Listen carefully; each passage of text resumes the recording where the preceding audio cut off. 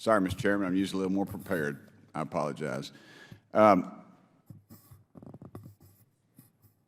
Mansfield, the presidential budget for fiscal year 2024 requested $910.8 billion for defense-related activities. Does that sound right to you?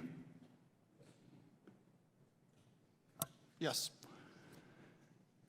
How much of that $910.8 billion is mandatory and how much is discretionary spending? I believe the vast majority is discretionary. I can't hear what you're saying. Discretionary, sir. Say again? I said I believe the vast majority of that would be discretionary. Vast majority, okay. When was the last time the Department of Defense passed a clean audit? It never has. Never has. And what issue does the department face in tracking the money that was spent? It's a magnitude of issues. You know, it's as we speak about, or I spoke about in my prepared statement, there's a series of material weaknesses, anything from information technology systems to its ability to track its balances that are with the Treasury, its inventory over property and equipment, its ability to actually capture the total universe of financial transactions. Okay, I appreciate all that, but don't you think it's time, I mean, if you've never had it, if it never has come out right, that you all would fix that problem? I would agree it's time for the DoD to fix that problem. Our role as the Inspector General is to oversight the DoD's process. So we actually issue the opinion that finds that the DoD cannot report its financial information accurately. How does the process work in the Department of Defense?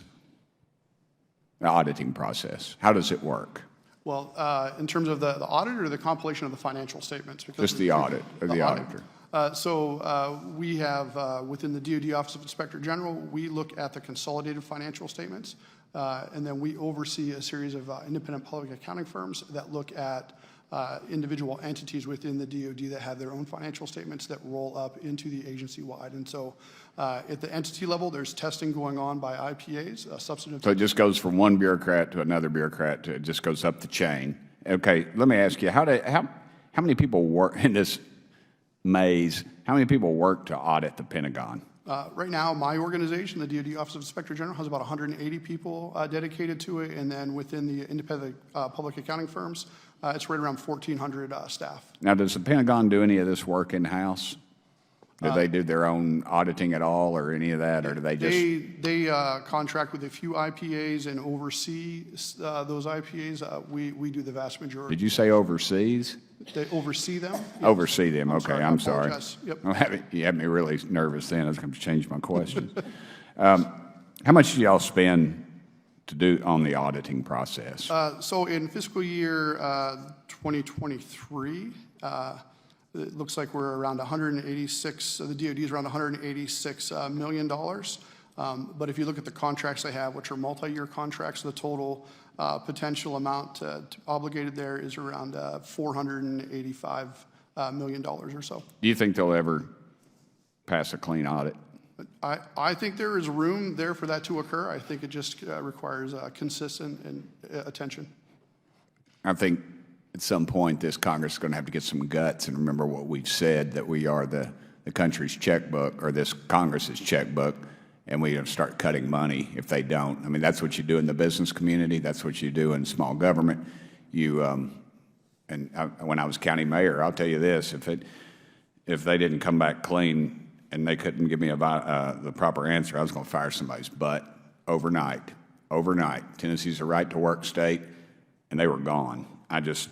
This group, all you do is hire more people. I just don't follow what's going on.